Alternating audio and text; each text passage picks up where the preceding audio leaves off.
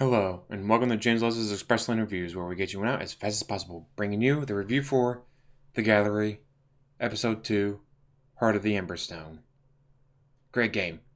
First one was a 1980s Cold War mystery deal where your brother Alex was going after the professor who found something. He had to solve puzzles, and again, this is the first time where I had to reach out and grab something out of the air. He's like, "Oh, need a fuse to get that to work." Throws it. I reach out and I grabbed him. Like,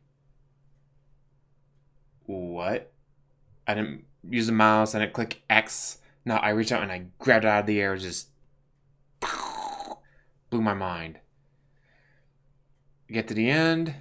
The game's been out for a while, so get to the end. And there's this giant, massive ship, alien construct thing, and it's like, oh, what? You get there, and you go in, and there's a guy there, and he's like creepy as all get out. But he tells you, oh, hey, your brother Alex is whatever, and you need to find him. You have to do this. So you reach your hand out, and this thing gets on your hand, and then that's it. Game over. It's like, all right. So call the Emberstone. Instead of playing the sister Elsie, you're now Alex, and you're actually like following her footsteps, and like holograms will pop up of her talking and her like, oh, here's what I need to do. It's like, oh well, that's a brilliant way of telling you, like telling the player instead of like having a screen pop up, here's what you need to do. It was just like, oh, I get it now. Then it's like, so then you follow her steps and you follow what she does. I had an issue of I'm an idiot, and I get easily frustrated. But that's not the game's fault. That's my fault for being an idiot. A couple of times I had to stop because I'm like, what the do I do? What the I quit. Fuck you guys.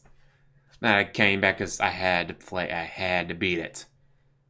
The second one, unlike the first one, was like 1980s mystery Cold War style. Second one, you're on an alien planet with alien stuff going on, and there's the mystery going on. You got to solve a bunch of puzzles, which, like I said, I'm an idiot. I got stuck a couple times because I'm an idiot.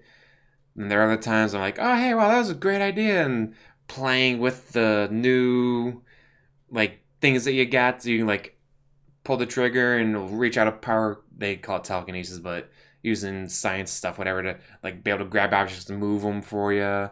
I had a lot of fun just like throwing stuff around just because, I can. Visuals in this game are great. Some of the best for VR. It's like, you compare it to like Hidden Agenda, it's garbage. But unlike Hidden Agenda, this is virtual reality. You're there. You're in the game. And their mode of transport is a giant. It's like, oh, you go to the transport room. I want to go here. This giant thing just like reaches down and grabs you and carries you like this. And it's bottom, bottom. And like you can like look through like the cracks in his fingers and see like stuff passing by. Super cool. Mystery behind it is there's a planet. There were people there, and you see some like dried up bodies here and there. And it's like, well, what the happened? Where did they go? Why are they all dead? And why is this giant thing able to go around? It's like, but there's nothing else here except for that giant and then these insect things that fly around. God, there's just so much to do, and I don't want to spoil anything. It's just really good mystery, really good puzzles, especially if you're not an idiot. The visuals are just like when you're looking up at the giant going, oh. So I know if it's on a flat screen, it's like, all right, no, whatever. You can't really tell by scale. But when you have to look up and go, oh, fuck. And then like you're standing in his hands and he's walking, and you can look around and see his individual fingers, like he's holding me like this. Like you just get to feel a grand scale out of it, just that you just can't get. Like be like looking at a picture of New York and then staring up at the building in person, going, holy shit, that's a really tall building. Or standing at the edge of the Grand Canyon looking down, going, wow, this is really cool. As opposed to looking at a picture of it going, well, it's a picture of a hole. What do I care?